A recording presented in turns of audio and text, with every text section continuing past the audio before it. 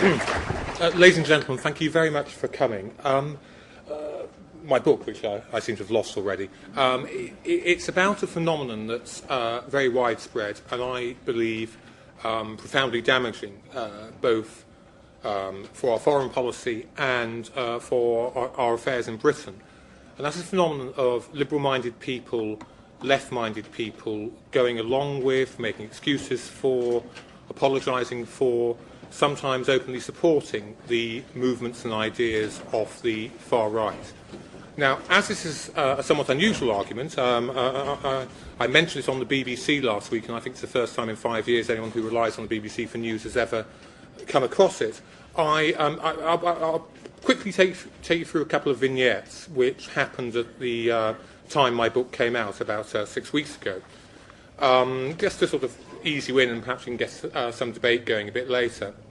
The first came from Martin Amis, who he was a friend of Salman Rushdie's, and so had to confront radical Islam long before a lot of us did, long before a lot of us have, we can use the present tense. He's also been abroad. He's also been living in South America for a couple of years. And when you return from abroad, you often see your country with a foreigner's eye. You see things that perhaps those of us who are stuck in the thick of it don't notice. And the Independent said to him, Martin, what's shocked you most about Britain since you came back? And Amy said, well, the first thing was seeing a lot of fat, white, middle-aged people waddling through London, carrying banners saying, we're all Hezbollah now.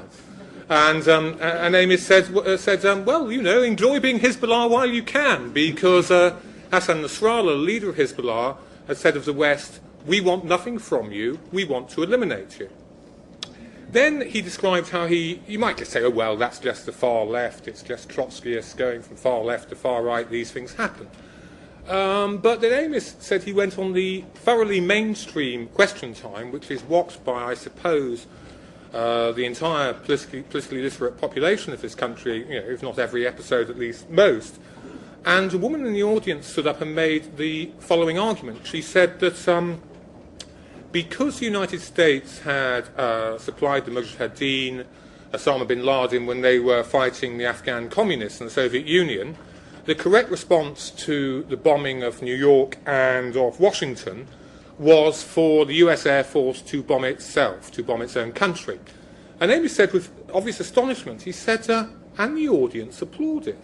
And he said, it takes some doing, you know, when you're confronted with a tidal wave around the world, a tidal wave of religious fanaticism that is homophobic, misogynist, totalitarian and racist, and people in Britain are up the backsides of it. They're up the backsides of those who want them dead. I'm actually used a rather stronger word than backsides, but as this is a genteel literary festival, I'll have to leave that to your imagination.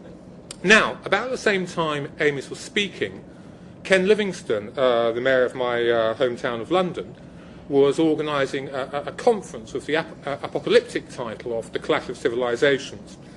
I was invited to speak. I didn't go because I've had it with that crowd of people. I know the form. These meetings are assiduously rigged, the panel's rigged, the audience is all from the same opinion, and there's always a stooge brought in from the outside whose job is to be abused and condemned fairly or not. But friends of mine did, the political editor of the New Statesman, columnists on the Times, the head of Index and Censorship, all conventionally left-wing people, good people who sort of believed in Livingstone, and they were just stunned by it all. They were stunned by what was said about the 7/7 bombings, and you can find their comments all over the internet.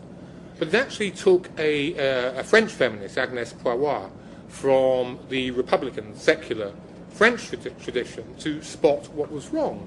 And she said, hold on a second, there are no special facilities for Christians here, or for Jews, or for Hindus, but there are special prayer rooms for Muslims.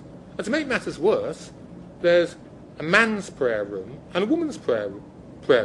You know, I'm out of here, this is sexism, this is segregation. Is that what Ken Livingstone believes in? Well, yes, it is, to an extent, for people with brown skins, not for people with white skins, people with brown skins.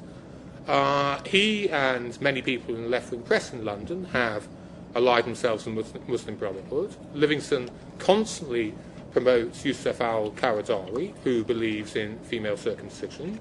wife-beating, as long as it's done gently, the killing of Israeli children as legitimate target, the killing of homosexuals, the killing of any Muslim man or woman who does what each and every one of us in this room is entitled to do and abandons the religion they were brought up in, or, to make matters worse, decides there is no God, and gives up on religion completely.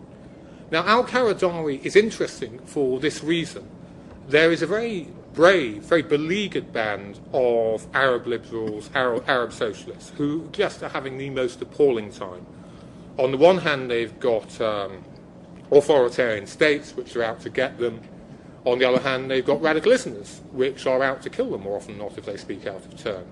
But they have 2,500 Arab intellectuals have banded together and petitioned the UN about preachers of hate, preachers who threaten their very lives for saying what you and I can say, threaten our freedoms, which I think we sometimes take too much for granted.